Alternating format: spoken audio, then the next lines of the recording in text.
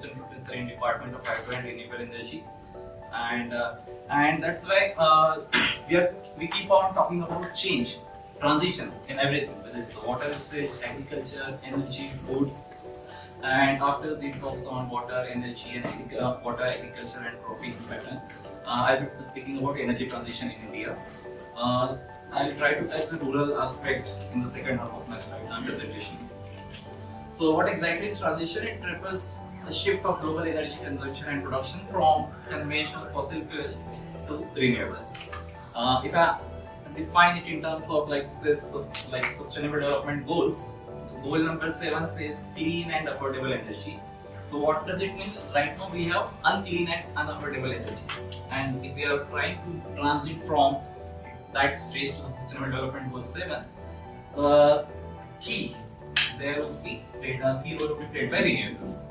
And when we talk about energy, it's not just production of energy. It includes storage, transmission, distribution, and at each of these stages, there is a need of transition. There is a need for microgrids, there is a need for hybrid grids, smart grids, okay, as well as different sources of storage of that energy. Because when it comes to renewables, most of the renewable sources are intermittent, like solar and wind. And if we produce electricity, we can't use it unless we store it. And that storage is one of the key areas in the energy sector. So, and that goal number 7, it is directly or indirectly associated, linked with all the other goals. Obviously, mostly it is linked to the climate change. Goal number 13. I can say like it's related directly or indirectly to almost all the goals, because without partnerships, we cannot bring up this whole transition in the energy sector. Then I'll just speak more on this slide. So why there is a need for energy transition? If you look at globally, the emissions, most of it are coming from power sector, followed by industry and transport, and then buildings. And if you look at the source wise, it comes from coal, oil, and gas. Obviously, solid, liquid, gaseous fuels, they are efficient and clean in the reverse order. Gases are most clean, more efficient than liquid, and poorest one of the solids. And if you look at the composition, like the contribution region-wise, US is followed by China, US, then India produces emissions equivalent to entire European Union. That's why these are the countries that we should focus on more when we talk about energy transition. And in India, that average carbon intensity is higher because most of our energy is coming from the solid, that coal. And where does it go? Electricity. So the three sectors that we need to focus on is electricity, industry, and transport. This electricity includes the power consumption in agricultural sector also. Okay, we are not showing emissions from agriculture like enteric fermentation and livestock farming that we talk about. That comes in others, but all the fuel and electricity related emissions are accounted in electricity and transport. So, if you look at energy, India's climate net zero target is 2070. It's highly ambitious, but I would still say it's not impossible to achieve. Okay? Because so far as like whatever milestones were set by the government, most of them have been achieved so far as renewable installations are concerned. So those three applications, power that is coming from grid, industries, and the transportation, these three sectors need to be decarbonized, and there are multiple ways to do that. We can, and the first is going for renewable sources, this power generation, then decarbonizing the cement, steel, and major chemical and fertilizer industries, because there are many renewable sources which can go into in fertilizer industry. In fact, we can use biomass as one of the key chemical supplying source.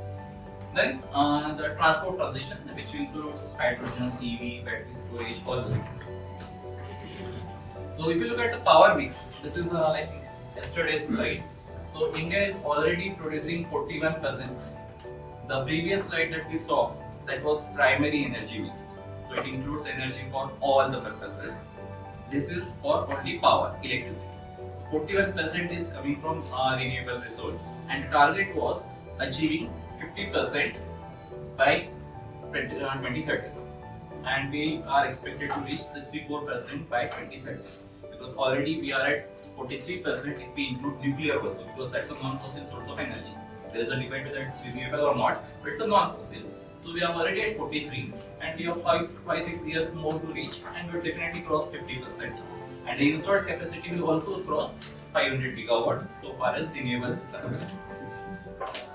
So the major policy drivers for India, like since it progressed over the years, there were different aspects which were important. Access, affordability, obviously those were the most important. Everyone should have access to electricity and then it should be affordable. But now, like with the climate change potential target we are talking about, we need energy to be efficient, to be sustainable and available also, like and at the point of use.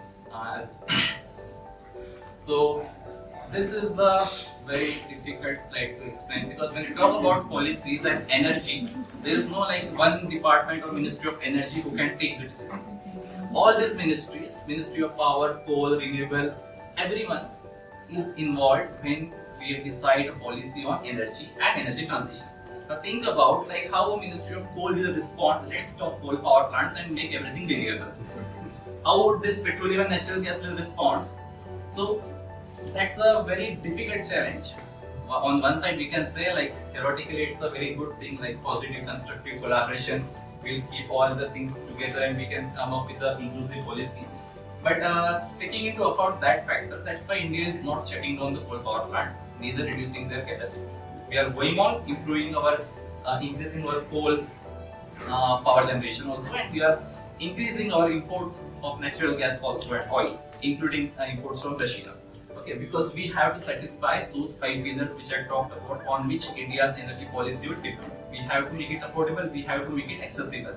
If we go on importing everything from Middle East, the prices would go substantially high because they don't have enough at present to cater to the needs of the entire world. That's why India would go on importing coal, oil and gas, in addition to increasing its capacity on renewables, because we do have a lot of solar biomass free potential.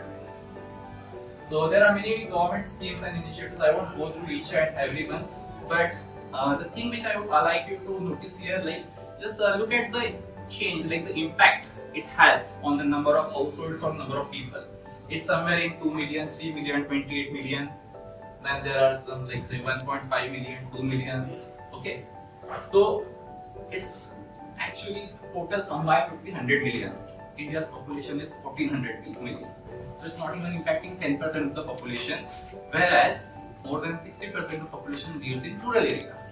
If we want to talk about, and that's why this energy transition thing, the efforts are being made, but they are still not sufficient, and we need more and more efforts like that, more and more initiatives and schemes like that.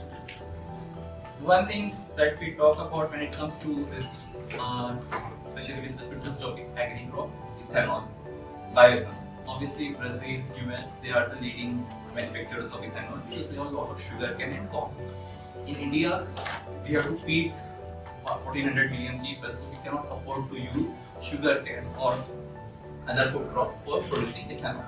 But still, the earlier, like looking at the money spent in the import of oil, government has made a decision to improve this blending proportion from 10% to 20% by 2025. Okay. And to support that, we are moving from first generation feedstock to second generation. Second generation is lignocellulosic biomass, mainly coming from agricultural crop residues, forestry waste, or in fact biodegradable organic portion of municipal solid waste. All those things could be used for producing ethanol. So these numbers show that it's moving progressively in the positive direction.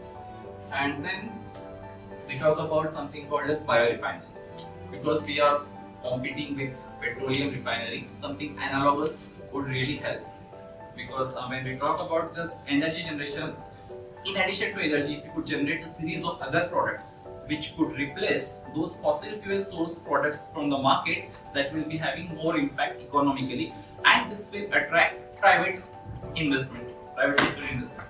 Because only on the front of energy, most of the energy things, they are not profitable, like waste to energy. It's very, very unprofitable. Nobody wants to put money into that without subsidy.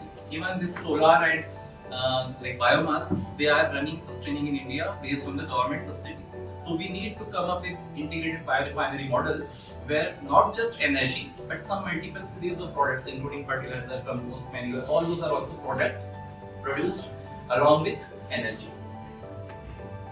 Then this is about waste to energy plant.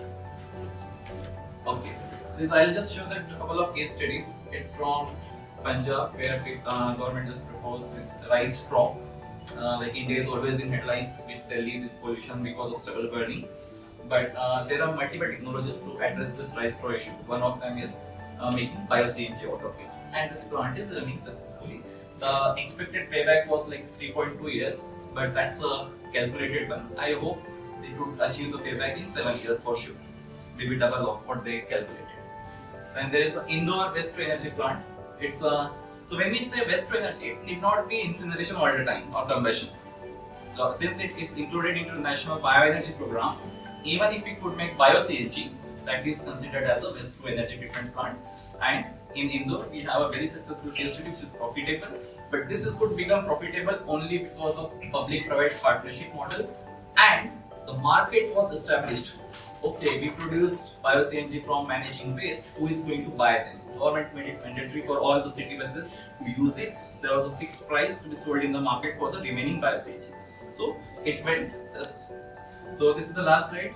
What I feel the way forward would be identify the potential scaling up and renewable potential, and then go for the deployment in rural areas. And appropriate project planning, increase rural awareness and private investment in RE sector. Then we need to find livelihood opportunities for people who would be displaced from fossil fuel sector. What would they do? They could be trained because they have worked in the energy sector. They could be trained to work in the renewable sector. And renewable is something which would work best in decentralized mode because of the inherent nature of those sources. Right? Robust transmission network is also required because India has only one central level grid.